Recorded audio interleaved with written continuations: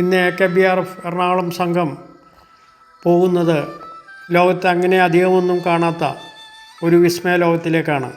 അതായത് wax മ്യൂസിയത്തിലേക്കാണ്. ദനാങ്ങിലെ Baanah ഹിൽസിലെ ഒന്നാണ് wax museum. സൺവേൾഡ് കോംപ്ലക്സിൻ്റെ ഒരു ഭാഗമാണ് ഇത്. വാക്സ് മ്യൂസിയം കാണുന്നതിന് പ്രത്യേക പാസ് എടുക്കേണ്ടതുണ്ടായിരുന്നു. ഞങ്ങൾ പാസ് എടുത്ത് അകത്ത് കടന്നു. വിയറ്റ്നാം പെൺകുട്ടികൾ ഞങ്ങളെ വരവേറ്റു. അവർ ഞങ്ങൾക്ക് എല്ലാം വിവരിച്ച് തന്നുകൊണ്ടിരുന്നു. ആദ്യം തന്നെ പ്രതിമ നിർമ്മിക്കേണ്ട വ്യക്തിയുടെ ശരീരത്തിൻ്റെ എല്ലാ അളവുകളും വളരെ ശ്രദ്ധാപൂർവം എടുക്കുന്നു.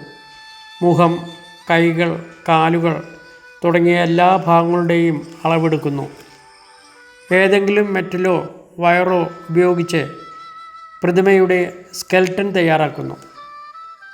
ഇത് പ്രതിമയെ സ്ഥിരതയുള്ളതാക്കുകയും ആകൃതി നിലനിർത്തുകയും ചെയ്യുന്നു. ശേഷം വ്യക്തിയുടെ മുഖത്തിൻ്റെയും ശരീരത്തിൻ്റെയും മോൾഡ് തയ്യാറാക്കുന്നു. ഇതിനായി സിലിക്കോൺ അല്ലെങ്കിൽ ജിപ്സം പോലുള്ള വസ്തുക്കൾ ഉപയോഗിക്കുന്നു. പിന്നീട് പാരാഫിൻ മെഴുക ഉരുക്കി മോൾഡിലൊഴിച്ച് ആകൃതി നൽകുന്നു. ജീവിച്ചിരിക്കുന്നവരോ അല്ലാത്തവരോ ആയവരുടെ പ്രതിമയാണ് നിർമ്മിക്കുന്നത്. പിന്നീട് ശരീരത്തിൻ്റെയും മുഖത്തിൻ്റെയും രൂപം സൃഷ്ടിക്കുന്നു. മെഴുക് ഉറച്ചു കഴിഞ്ഞാൽ മുഖത്തിൻ്റെ വിശദാംശങ്ങൾ, അതായത് കണ്ണുകൾ, മൂക്ക്, വായ്, മുടി തുടങ്ങിയവ ചെറിയ ഉളി പോലുള്ള ഉപകരണങ്ങൾ ഉപയോഗിച്ച് കൃത്യമായി ചിത്രീകരിക്കുന്നു. പ്രതിമയ്ക്ക് യഥാർത്ഥ ലുക്ക് വരാൻ വേണ്ടി ത്വക്കിൻ്റെയും മുടിയുടെയും നിറമുള്ള പ്രത്യേക പെയിൻറ്റുകൾ ഉപയോഗിക്കുന്നു. കണ്ണ്, വായ, മുടി തുടങ്ങിയ യഥാർത്ഥമാണെന്നുള്ളതുപോലെ തോന്നിപ്പിക്കുന്നു.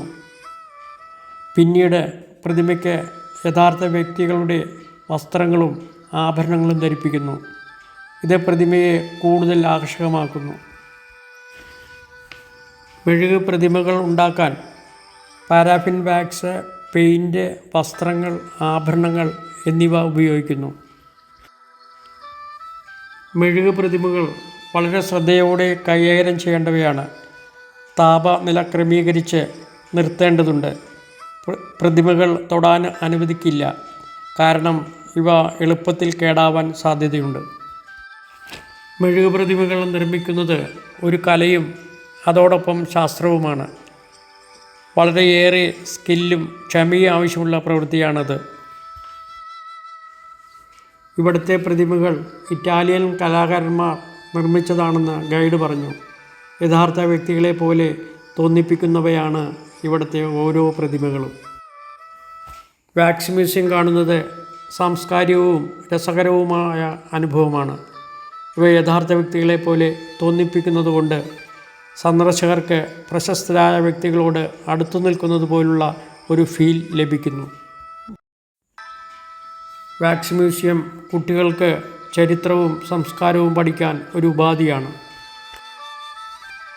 താരങ്ങളോടൊപ്പം ഫോട്ടോ എടുക്കുന്നത് രസകരമായ ഒരു അനുഭവമായിരുന്നു. ഇത് കാണുമ്പോൾ ഈ പ്രതിമകൾ ഉണ്ടാക്കിയ കലാകാരന്മാരെ നേരിൽ കണ്ടില്ലെങ്കിൽ പോലും അവരെ ആരാധിക്കാനും അഭിനന്ദിക്കാനും തോന്നും. വാക്സ് മ്യൂസിയം കുട്ടികളോടൊപ്പം മുതിർന്നവർക്കും രസകരവും വിജ്ഞാനപ്രദവുമാണ്. ഈ മെഴുക് പ്രതിമകൾ പ്രശസ്തരായ വ്യക്തികളെ കുറിച്ച് ഓർമ്മിക്കാൻ നമുക്ക് അവസരം നൽകുന്നു. പറയാൻ കുഴപ്പമില്ല. വിയറ്റ്നാമിലെ ആദ്യത്തെ wax മ്യൂസിയമാണ് ദനാങ്ങിലെ Baanah ഹിൽസിൽ tourist കോംപ്ലക്സിലുള്ളത്. ദനാങ്ങിലെ tourist കോംപ്ലക്സിലെ fantasy പാർക്കിലെ B1 ഫ്ലോറിലാണ് വാക്സ് മ്യൂസിയം.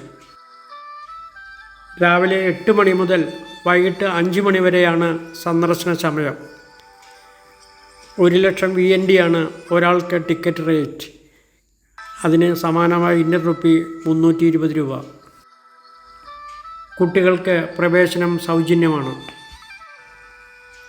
ഈ വാക്സ് മ്യൂസിയം ഞങ്ങളുടെ വിയറ്റ്നാം യാത്ര സമ്പുഷ്ടമാക്കിയതായി അവിടെ നിന്നും ഇറങ്ങുമ്പോൾ ഞങ്ങൾക്ക് തോന്നി.